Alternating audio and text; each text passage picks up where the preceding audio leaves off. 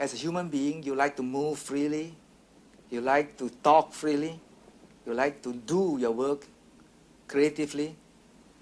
Suddenly, when you were put in solitary confinement or in detention camp, in fact, you think you are just living in a living tomb, buried alive in a cement tomb. And your life is just the same routine for years in and year out. To us, those who undergone such a long periods of ordeals, time is stagnant. Time is stopped when you are detained. After many, many years, when you are released, suddenly you find out everything changed. Those baby become an adult. You feel a big time shock, a psychological shock, which you feel very difficult to cope with, very difficult to assimilate yourself, and you need time to adjust yourself to the outside world. And in fact, Amnesty International's work is beneficial to those detained, especially those detained in solitary confinement. Because when you feel you are not alone in upholding certain principles, you have the right to be yourself. You have the right to exist as a human being. Then I think the Amnesty International's work is really important and beneficial. And of course, those in power may counter the Amnesty International doesn't understand the real situation of the country. They don't understand the specific conditions of our country and society. They don't understand the danger we face and all sorts of reasons. They will just publicly ignore the appeal of the Amnesty International. But they have to judge the pro and con of such an attitude. I am just an ordinary young man at that time who hoped to do something good, something positive in my life, something which is conducive to the historical development of society. I was a young man. I just want to do something positive, something beneficial to the people, beneficial to my community, my society, and my country. And at that time, there are many social contradictions. There are many poor people. They don't have a decent living.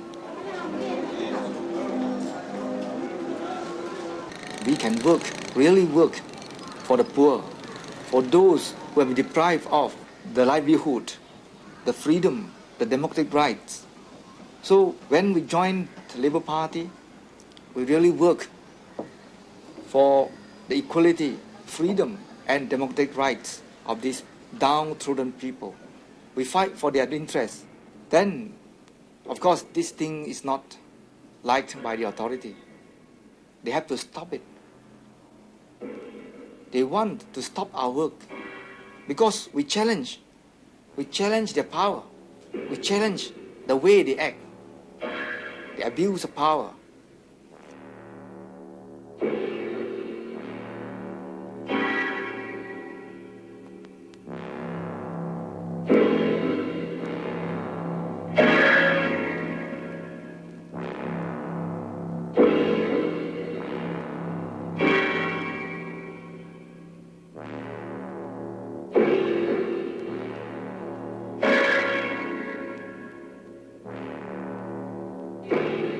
In our country, we have an act, a law called Internal Security Act.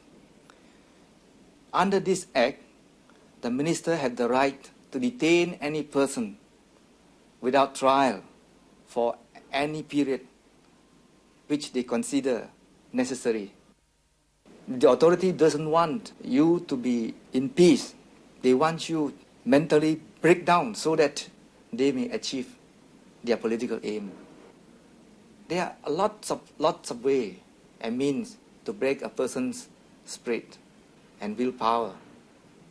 Sometimes they subject you to all sorts of physical and mental torture, and sometimes use your financial difficulties or your family difficulties to break you down. I received a letter from some friends in Norway, in West Germany, and in other parts of Europe and some other Asian countries. The authority detain people for a long periods. Their aim and motive is to isolate you, make you feel hopeless, make you feel your life will be rotten away, will be withered in the long detention. They just simply want to put across a message to you that is, you're hopeless. Nobody cares for you. You are alone. Give up. There is nothing to fight for. So when we understand that people really care for us, we are not alone, of course, that will give us a strength to face the challenge, to face the trial, to face the ordeal in detention camp.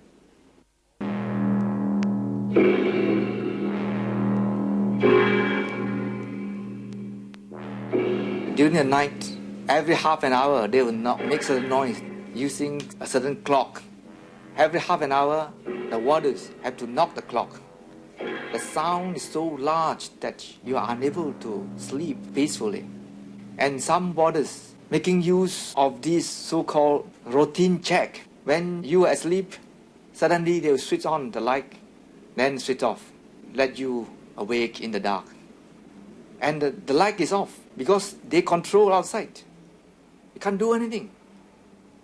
When you look at the door, you feel very, very angry, as if you try to knock your head with the door.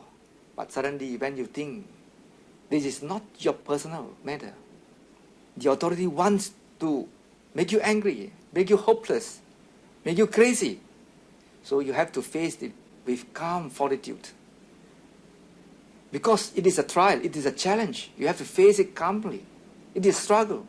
In fact, I understand a few of my fellow detainees tried to commit suicide. As far as I'm concerned, personal matter can be give and take. But on matter of principle, I will never compromise whatever I have to face, whatever they may press on me. Since I think I am correct, my principle of fighting for human rights, fighting for human dignity is correct. Although I face a lot of pressure, and I will never give up. I am not flexible. I think I am a free man. I am free to think, to work for the benefit of the people. I've done nothing wrong. That is why I cannot accept this kind of insult. You may think it is wrong to write to such people, appeal to such people. Of course, you may say it is wrong to write to those dictators whose purpose is to kill human rights, to trample human rights. But even that, it is still useful because you have to do certain things which is correct. You have expressed the concern about human rights. Even the dictator refused to hear the people's appeal. Still, they have to consider the political consequence.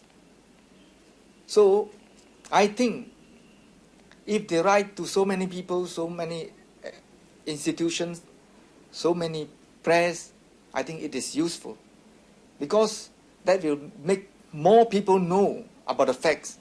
It takes time. You cannot expect immediate result of this work. You have to be persistent. Years may pass by. Sometimes it takes decades. Even eventually, the detainees have not been released.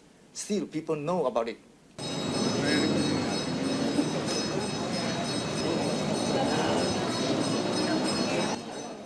I think I've returned to the normal way of life. Although there still have some certain side effect, certain hangover of my long detention, I think I can face the future challenge.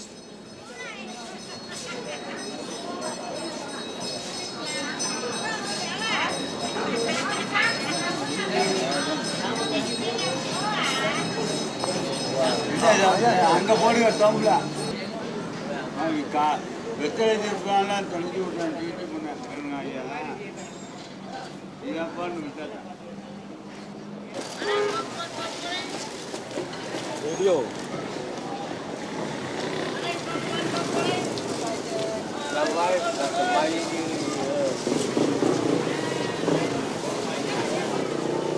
As far as my ideal, my principle concerns, I'm still upholding the same principle, cherish the same ideal. I still believe with more and more people conscious about the importance of this kind of work, we will have a better world. When the appeal of Amnesty International are made known to the peoples in this country, the peoples of the world, those who love freedom, who love justice, they will concern, they will do something to help the detainees. And the authority will be forced, whether they like it or not, they will be forced to do certain things which they consider wise. They have to release the detainee or face some political consequences which they don't like to face, or they have to pay a certain political price which they don't like. This is the effect, I think, of the works of Amnesty International.